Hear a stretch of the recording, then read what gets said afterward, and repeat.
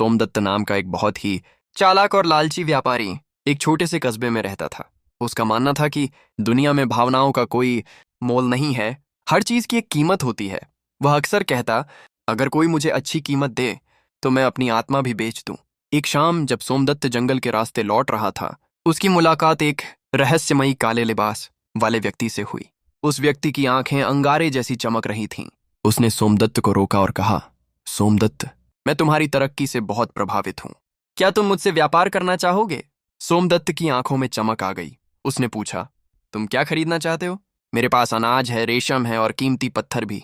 उस अजनबी ने मुस्कुराते हुए सोमदत्त के पैरों के नीचे जमीन पर पड़ रही उसकी परछाई की ओर इशारा किया और कहा, मुझे तुम्हारी एक काली परछाई चाहिए। बदले में मैं तुम्हें एक ऐसा थैला दूंगा जिससे तुम जितनी बार चाहो सोने की मोहरें निकाल सकते हो। सोमदत्त को लगा कि यह तो बहुत ही फायदे का सौदा है।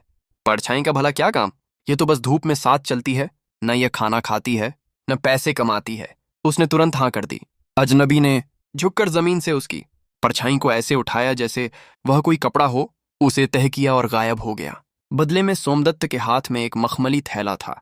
अगली सुबह जब सूरज उगा, सोमदत्त बहुत खुश था। उसके पास अब बेहिसाब सोना था। उसने शहर का सबसे बड़ा महल खरीदा, नौकर चाकर रखे और आलीशान जिंदगी जीने लगा।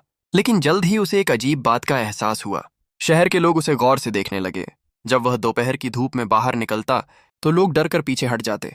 बच्चों ने उसे देखकर चिल्लाना शुरू कर दिया, देखो, बिना परछाई का भूत। सोमदत्त की अमीरियत काम नहीं आई। उसकी परछाई न होने का मतलब था कि उसका कोई अस्तित्व, एग्जिस्टेंस नहीं है। लोग उसे इंसान नहीं बल्कि एक चलता फिरता शव समझने लगे। उसकी शादी टूट गई।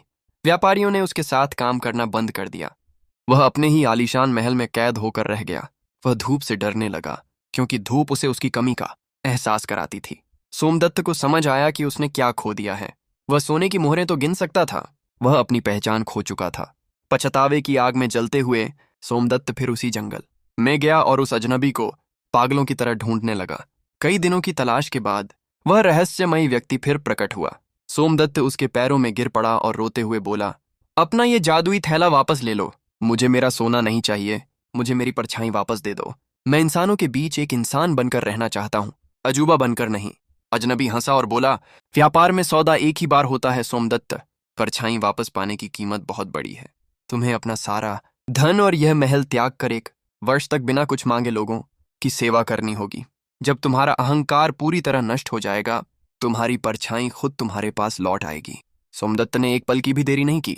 उसने अपना सारा धन गरीबों में बांट दिया और एक साधारण कंबल ओढ़कर तीर्थयात्रियों के लिए पानी पिलाने और बीमारों की सेवा करने का काम शुरू किया। अब वह सोने की मोहरें नहीं